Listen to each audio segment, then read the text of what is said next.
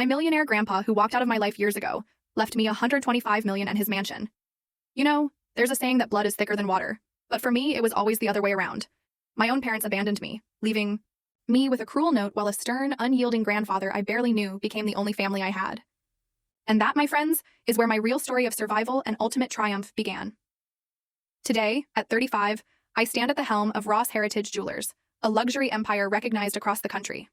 I live in the magnificent mansion my grandfather left behind, surrounded by status, wealth, and a beautiful little family. But not a single day passes that I don't remember that 12-year-old boy. The boy who woke up in a rundown trailer, the chilling silence, the gut-wrenching realization that my parents were gone, leaving behind only a scribbled note. Find your grandfather. He'll take care of you. That moment wasn't just a turning point. It was the brutal beginning of a grueling journey that forged me into the man I am today. My name is Ashton Ross, and this is my story. I grew up on the dusty western edge of Oklahoma City. Picture a place where the wind howled through flimsy tin walls, and our trailer barely offered shelter, let alone comfort. A tiny living room, with a tattered sofa, a greasy kitchen corner, and 2 bedrooms so cramped they felt like they could only hold our nightmares. My father, Patrick Ross, once had an auto repair garage. But by the time I was 7, he was a ghost of his former self. The business crashed, and he plunged headfirst into gambling. I can still smell the cheap whiskey on his breath, see his bloodshot eyes on those nights he came home.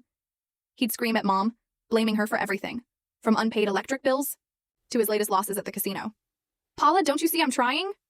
He'd bellow, slamming his fist on the table so hard a glass would tumble and shatter, the sound echoing in my chest. My mother, Paula Ross, was a small, frail woman whose eyes always held a deep, lingering sadness.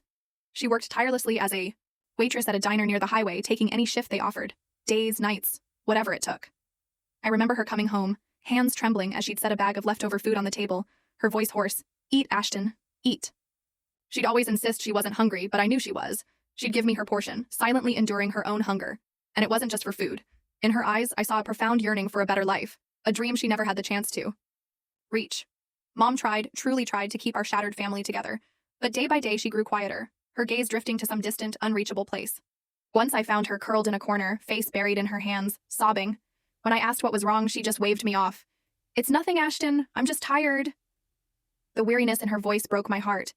I vividly recall one stormy night, the full story video added in below.